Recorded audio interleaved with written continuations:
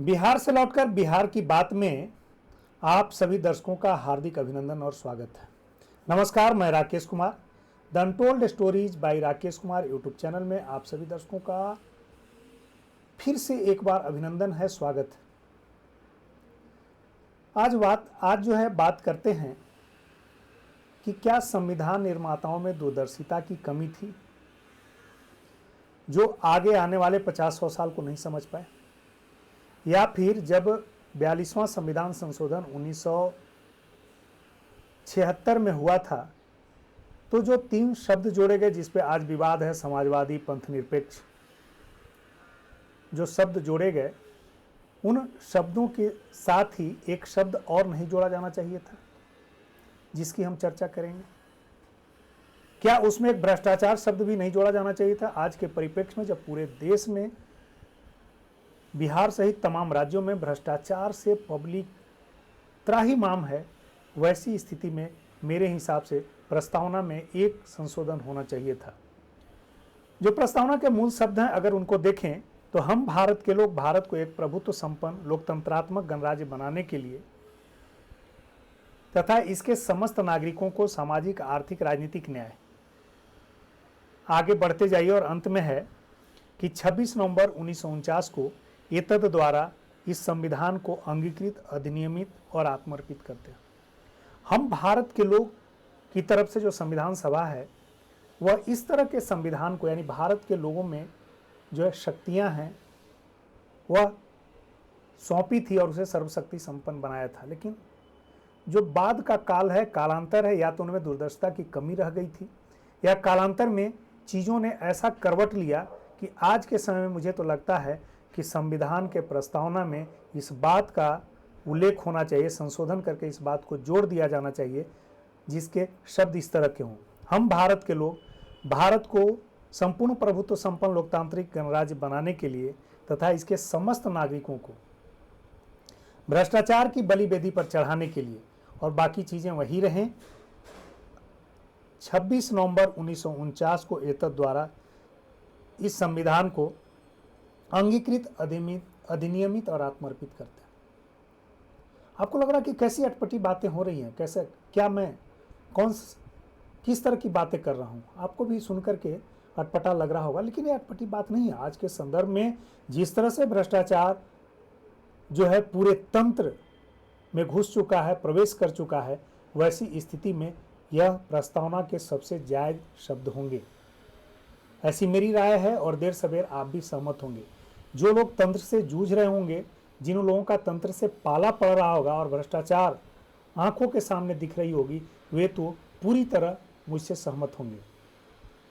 अब हम बिहार से लौट करके बिहार की बात जो कर रहे हैं उसमें अभी राजस्व विभाग को हमने निशाने पे रखा, और जो हमने राजस्व विभाग में देखा, न पक्ष की बात न विपक्ष की बात, बल्कि एक तटस्थ भाव से, साक्षी भाव से जो हमने देखा, मैं उसी को जो है आपके सामने शब्दों में बयां कर रहा हूं, शब्दों में अभिव्यक्त कर रहा हूं।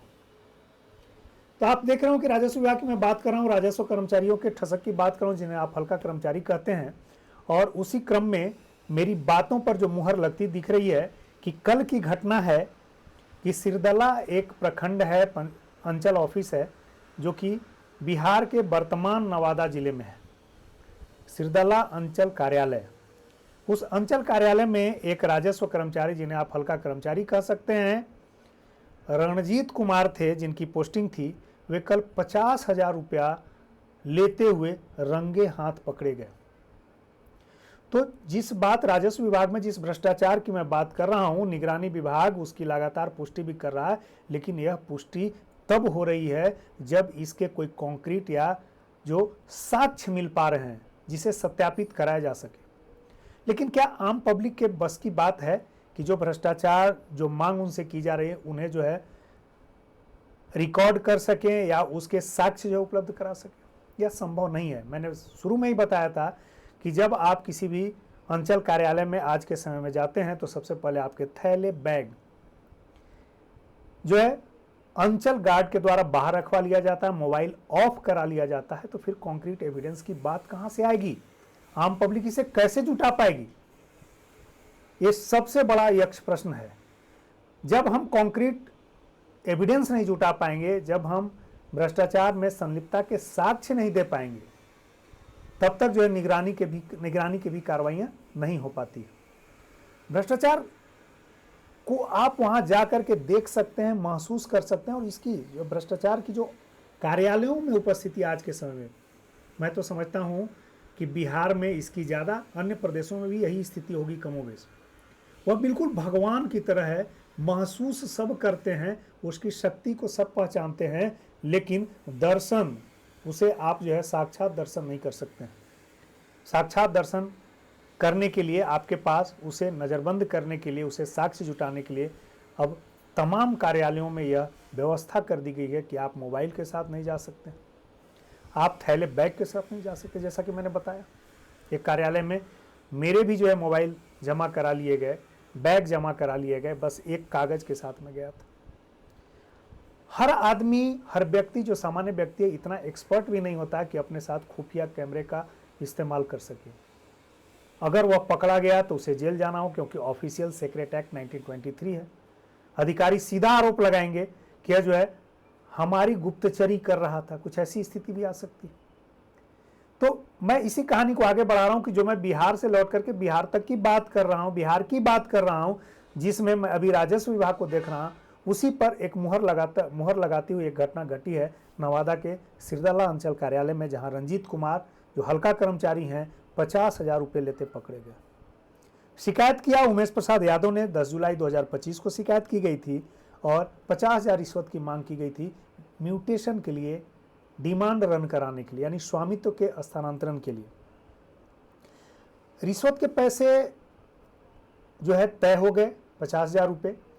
इन्होंने किसी सूरत में एक कॉन्क्रीट एविडेंस जुटा लिया था कि रिश्वत मांगी जा रही है और इसकी शिकायत निगरानी में की थी। निगरानी भी उन्हीं मामलों को इंटरटेन करता, उन्हीं मामलों को पर कार्रवाई करती है जहां उन्हें साक्ष्य मजबूती से मिल जाते हैं।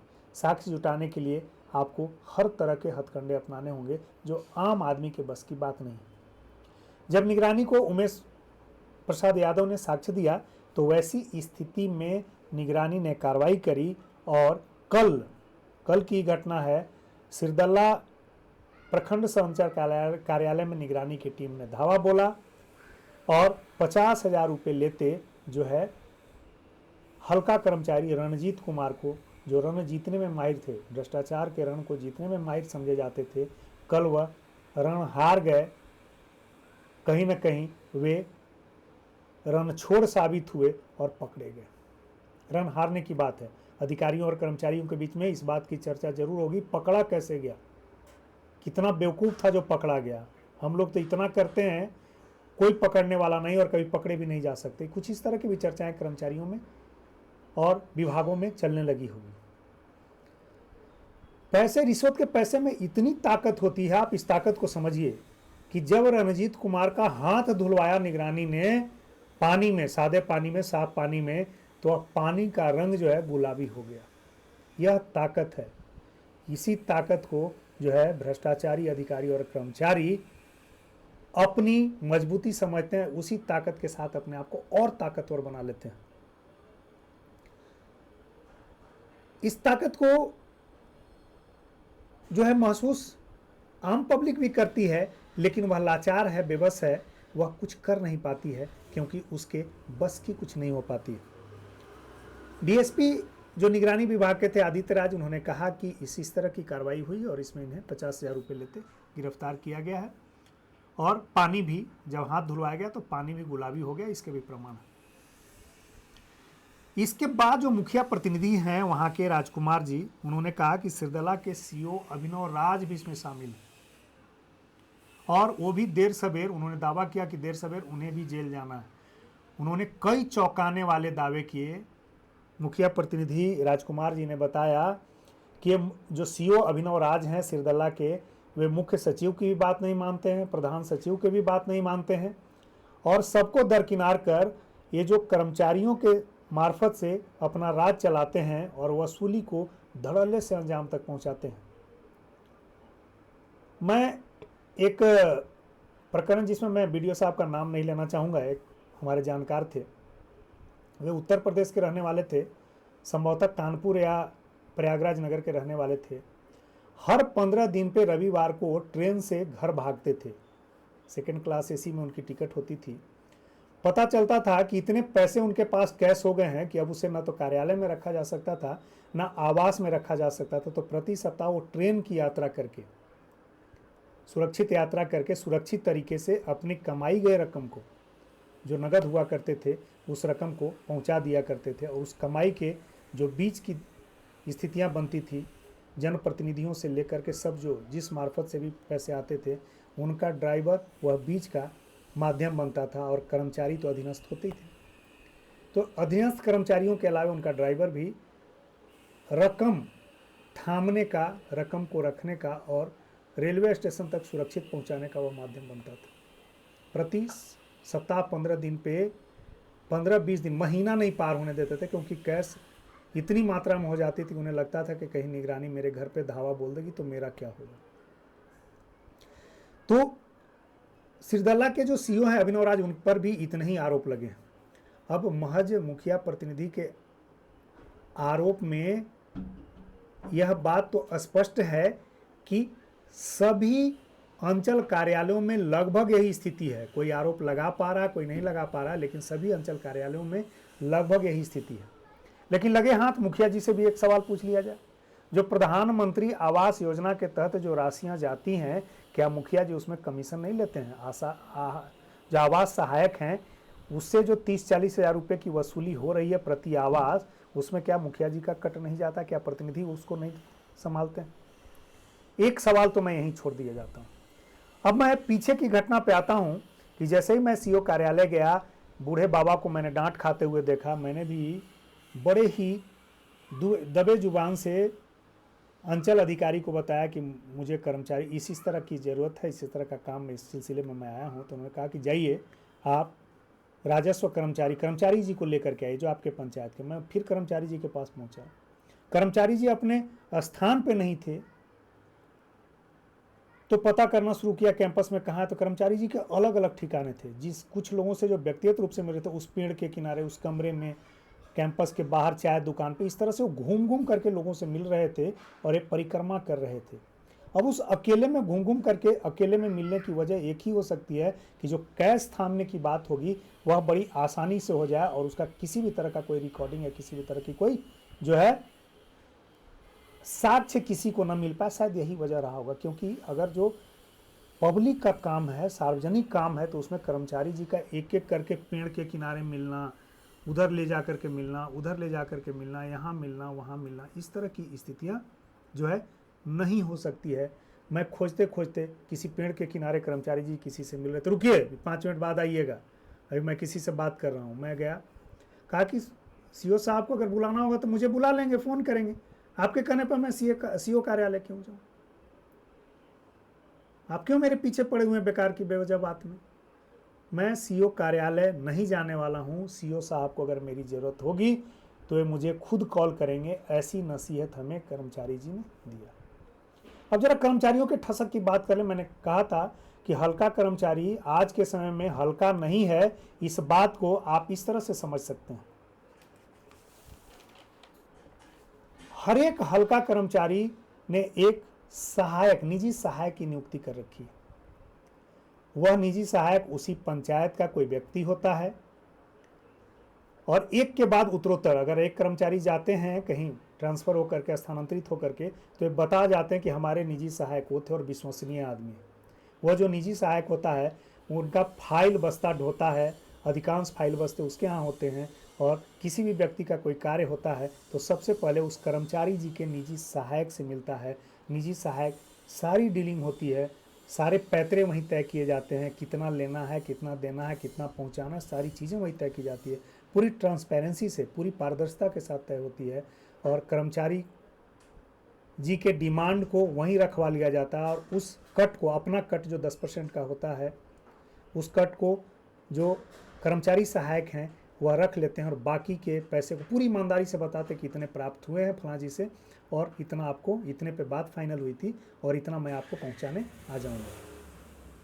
अगर निजी सहायक, जो कर्मचारी का निजी सहायक है, वह हाँ कर दिया तो समझ लीजिए कर्मचारी जी ने भी हाँ कर दिया, वह ऑथोरिटी है निजी सहायक। अब निजी सहायक की नियुक्ति, आप चौंक रहे होंगे कि एक कर्मचारी जो राजस्व कर्मचारी है, जो अंचल लेवल का, अंचल स्तर का सबसे छोटा कर्मचारी है, उसे क्या सरकार निजी सहायक देती है?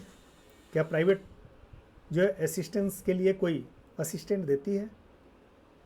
जी बिल्कुल नहीं देती है। वह अपने पैसे पे पाले गए लोग होते हैं जो अवैध कमाई का एक अड्डा या एक माध्यम बनते हैं।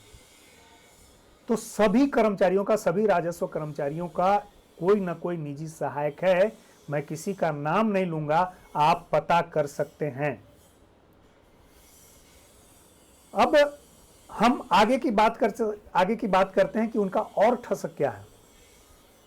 जिन प्रखंड सह अंचल कार्यालयों में का बहुउद्देशीय भवन बन चुका है, बहुत बड़ा कैंपस और मल्टी लेवल स्टोरेज बन चुके हैं, कर्मचारियों को बैठने का जगह है, उनके सीट्स अलॉटेड हैं, वहाँ वो नहीं बैठते हैं, बल्कि उसी कस्बे में जहाँ भी अंचल कार्यालय, उसी कस्बे में किसी मकान में एक किराए का जो है कमरा लिए होते हैं और वहीं सारी डीलिंग होती है। आपको मिलना होगा तो वहीं जाना होगा।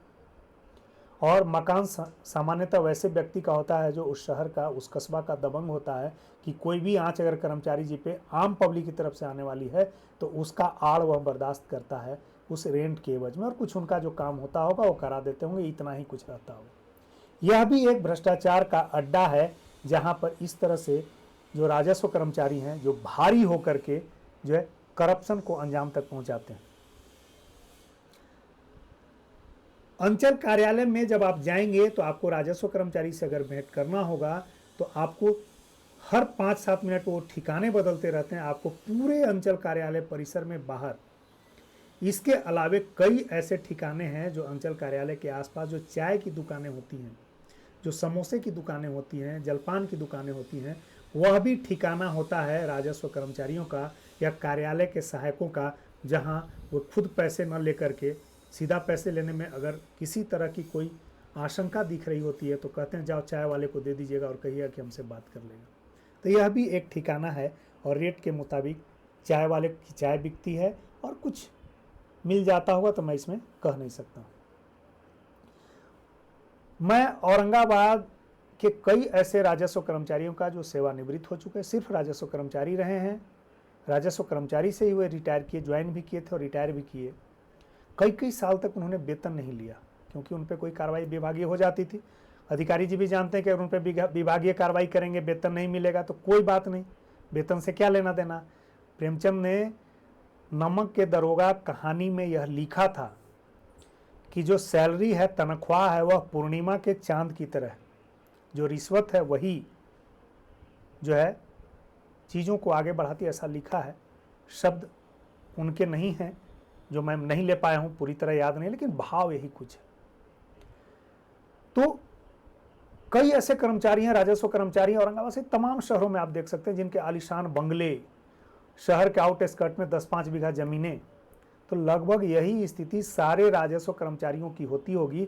इसीलिए मैं आपसे कह रहा हूं कि आज के समय में राजस्व कर्मचारी, जिसको आप हल्का कर्मचारी कहते हैं, वह हल्का नहीं है बल्कि बहुत भारी है और भ्रष्टाचार का भारी अड्डा है। चूंकि आज वीडियो बहुत लंबा हो रहा है और इस प्रकरण को आगे बढ़ाना है, तो अगले एपिसोड में बिहार से लौटकर बिहार तक की बात में फिर आपको इसी कड़ी को आगे बढ़ाएंगे और तमाम पक्षों पर प्रकाश डालेंगे। बहुत बहुत धन्यवाद।